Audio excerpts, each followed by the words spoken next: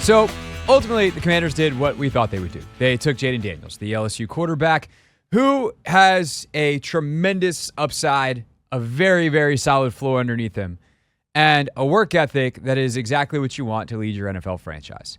I think ultimately the Commanders did what I kind of thought they would for the reasons that I thought they would and why I would have, if I was Adam Peters, heavily considered going against my own quarterback rankings, which I unveiled, if you will, yesterday on this show at this time. 24 hours ago, I told you I would probably, if I am just universal rankings, not for the Commanders, for any team in the draft, I would have put Caleb Williams first, J.J. McCarthy second, Jayden Daniels third, and Drake May fourth. With the reason being, I feel like with J.J. McCarthy, I'm at least hitting a double. I think I can hit a triple, even if I know I'm probably not hitting a home run. But that's also with the caveat that, I love the landing spot that McCarthy goes to in Minnesota. It's the right offense for him. That is going to get the absolute best out of him. If J.J. McCarthy's ever going to become a home run, it's going to be under Kevin O'Connell in Minnesota. But if I am the Washington Commanders and I am picking second, I want the chance to hit a dinger. I want a chance to knock this pick out of the park, which is why, because the margin is so small between all three of these guys, with Drake May in there, in my opinion, I don't know that it was quite that close in theirs. It certainly seemed like there was some distance between McCarthy and May as they're 3 and 4, and I don't know exactly how much distance between Daniels and McCarthy is 2 and 3, presuming that they had Caleb first and just out of range doesn't really matter. But the point is, I would, if it's that close, I'm willing to take that risk at number 2. And stylistically, the things that Jayden Daniels does well right now, the things that have a floor underneath him as a player, the things that I think I can accentuate with my current personnel and his strengths and skill sets, fit very nicely with the offensive coordinator that I'm currently employing. I think it's really important to not necessarily just pick your quarterback based off your coordinator and thinking that they're going to be here forever. You want the guy who is coachable and is adaptable, and certainly, your marriage of coach and coordinator, or your marriage of quarterback and coordinator, is extraordinarily important. And if you completely ignore it, you're also going too far the other way. But with what Cliff Kingsbury likes to do, throwing the ball outside the numbers, creating advantageous situations and space for his receivers, I think Jayden Daniels is an excellent, excellent choice. And his ability to throw a touch, his ability to anticipate, so long as that translates to the NFL level, his ability to throw the deep ball, as Adam Peters said in his post-draft presser last night, he's the best deep ball thrower in the class. And for a team that has struggled to stretch the field despite the tremendous amount of speed that they've had at wide receiver, that is an essential piece to being the explosive team that Dan Quinn wants to be. And I think that's the other part of it. On and off the field, Jayden Daniels is everything they want. He's a grinder. He's a worker. He is explosive. Those are some of the words that Dan Quinn used at his introductory press conference. And Adam Peters is great at finding what the coach wants so that you can really tell if your coach is any good. Hey, I gave you all the groceries you asked for. This was the recipe. Now go cook. Can you cook? We're going to find out if Dan Quinn can cook over the next couple of years. I've got pretty good faith that he can. And he obviously cooked pretty well in Atlanta before some things went sour, if you will. Some of the ingredients spoiled. But at the end of the day, I think the overwhelming trait, the overwhelming thing that drives Adam Peters towards Jayden Daniels, why I would imagine Adam Peters, when he flipped on the tape, just could not turn it off, is Jayden Daniels is one competitive son of a gun. He screams competitor.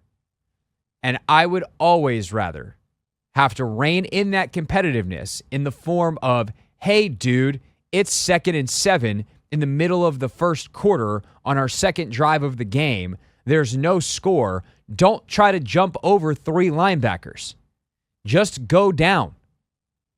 I'd have to rein that in, or much rather have to rein that in and say, hey, you want to know the actual way to win this game is not to lower your shoulder there or leave the ground and try to jump over a pile. It's just to make sure that you're here, playing the next snap and the next quarter.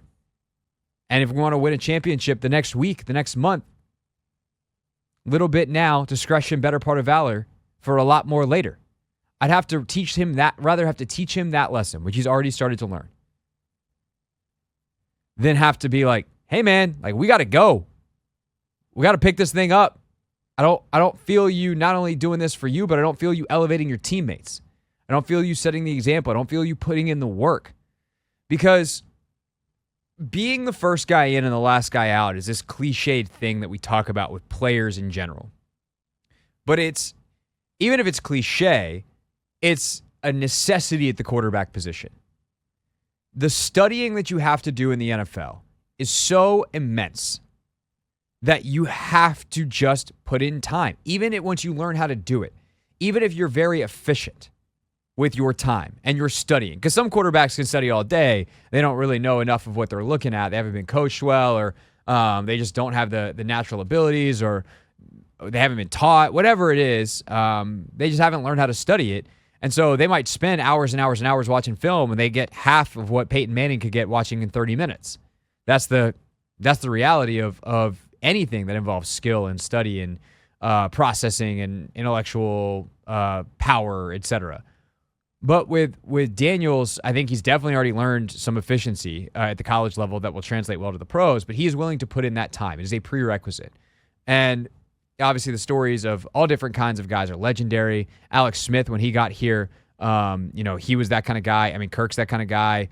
So you have that level of quarterback. Tom Brady, Peyton Manning, you have that level kind of quarterback. Russell Wilson, probably somewhere in between. There's a great story of former Texas Rangers general manager John Daniels when they acquired Russell Wilson. Because remember, Wilson, dual sport athlete, baseball player, messed around in some spring training stuff for the Rockies, the Rangers, the Yankees over the years. But the Rangers acquired Russell Wilson. And obviously Russ was in Seattle at this point. This is probably second or third year in the league. And it was like maybe 8 a.m. Central Time. Maybe it was 7 a.m. Central Time. It would have been Central. The way I remember the story, it would have been about 7 a.m. Central Time. And John Daniels called Russell Wilson and was expecting to leave a message being like, hey, it's John Daniels from the Texas Rangers. We are really excited to have you. Acquired your rights. Love to talk to you when you get a chance. Thanks so much. Bye. And I think this was in the offseason. I don't think this was even like during the regular season. But this story was told to me or JD told this story in a press conference 10 years ago. So sorry, I'm a little foggy on the details. But point being, it was 5 a.m. Russell Wilson picked up. He was just like, hello. And John's like, hey, Russell, it's John Daniels from the Texas Rangers. Because that's how that dude is wired. And that's part of why he's successful. And I know Russ is a different cat, but that is no matter who you are, no matter how you operate, no matter your personality, if you want to succeed as a quarterback in the NFL, you have to work like Jayden Daniels works. And I think it's been really interesting for me personally the last couple of weeks because I've had the chance to talk to a couple of different rookies across a couple of different sports. I had the chance to talk to Aaliyah Edwards, the Mystics, Hal Hirschfeld, and Troy Bethune from the Washington Spirit, and then Jayden Daniels last night. I got him for 3.5 minutes or so after the pick in the midst of a million media interviews that he was doing. So I really appreciate Jayden for his time and the Commanders for giving me some time with Jayden in the middle of the circus that was the media area in Detroit. But in talking to, specifically Croy is the one that came to mind because a part of our conversation really stuck out last night as I was reflecting on my interview with Jayden. And Croy had multiple ACL tears in high school and then in college. And she just decided after her third one that that wasn't going to happen again to the best that she could possibly control. She was going to leave no stone unturned. And she became a professional in that moment where even though she wasn't getting paid yet, even though she wasn't in the NWSL, she wasn't at the highest level, to get where she wanted to go and to be who she wanted to be, she had to work like a pro, which meant never skipping prehab, never skipping recovery, taking care of her body from a nutrition standpoint, prioritizing sleep, doing all the things that pro athletes do. And she had to do that in college so that she didn't get hurt again. And she had a monster senior season, turned into the number 3 pick. She's having a monster rookie season so far. And I talked to Ashley Hatch earlier this week, a podcast that's available, or a YouTube interview that's available either in our podcast feed or on YouTube if you want to check it out. But I talked to Ashley, who's a veteran, and was like, hey, what's it been like having these rookies around? And she's like, it's like they're pros. Like, they're holding us accountable as the veterans because they work like pros. And in talking to Jayden Daniels last night, I was struck by him telling me, I found a routine that worked for me. And I get the sense his first 4 years, as he was learning, he was playing, he was tinkering, like, he would always work hard. But he didn't necessarily work smart because he didn't know how to, because that's what happens when you're young. It wasn't like he was working stupid. He just didn't understand what it meant to get the most out of the work that he was putting in, because there's a trial and error with that. And last year, he figured it out. And the things that work for you in college on that level work in the NFL. Because once you learn how to learn, you're adaptable. And that's the bet that Adam Peters is making. Not just that Jayden Daniels can go start an NFL game tomorrow because he's 23 years old, he's got a little bit more experience and all those things, and his legs can get him out of some situations. But they're betting on the guy who learned how to learn. And now I'm excited to see what he can learn in the NFL, how he can apply it. And I think the Commanders made an excellent choice last night. Who's the right guy to lead the Dan Quinn, Adam Peters era moving forward. What's up, kiddos? It's your boy Clinton Yates from ESPN. It's the Hoffman Show on the Team 980. Tell your mama I said what's up.